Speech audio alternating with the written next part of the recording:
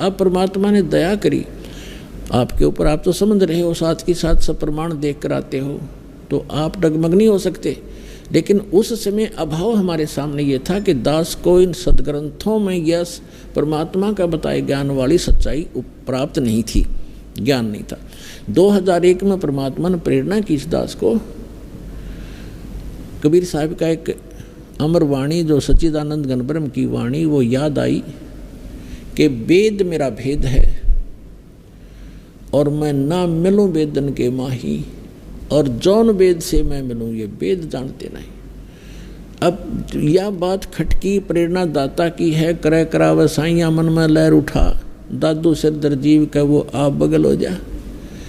एक प्रेरणा हुई क्रोथा आश्रम के अंदर दास पहले घर घर में सत्संग करता था, फिर इतना अधिक हो गया था सत्संग घर घर में नहीं कर पाया था, एक एक दिन 5-5 4-4 जगह पाठ शुरू हो जाते थे। फिर एक सामूहिक भक्तों ने एक आश्रम और अपना खरीद लिया, किसी ने दान में दे दिया, जैसे भी दान से, और तो उसमें हम रहने लगे।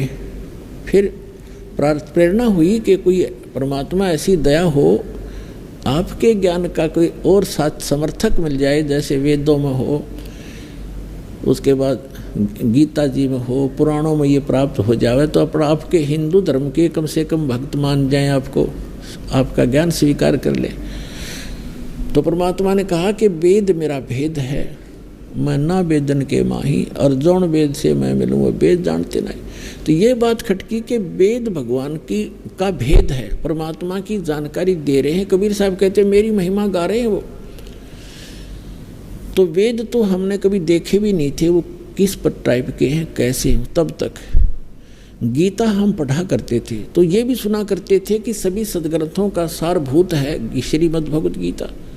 तो श्रीमद् भगवत गीता के अंदर दास ने जब पढ़ना शुरू किया, क्योंकि पहले तो इतना बिजी शेड्यूल था, फिर आश्रम में रहने से कुछ हल्का हुआ तो समय मिला मुझे, उसमें देखा कि गीता ज्ञानदाता खुद कहता है कि अर्जुन तू उस परमेश्वर की शरण में जा, उसकी कृपा से तू परम शांति को, सनातन परम धाम को प्राप्त होगा।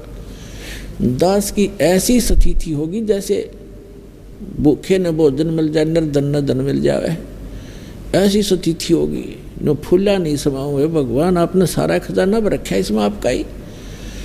उसमें सारा नए सिरे से गीता जी का अनुवाद किया, जिसको गहरी नजर गीता में आपके पास उपलब्ध है, परमात्मा के ज्ञान के आधार से उसका पुनर् अनुवाद किया।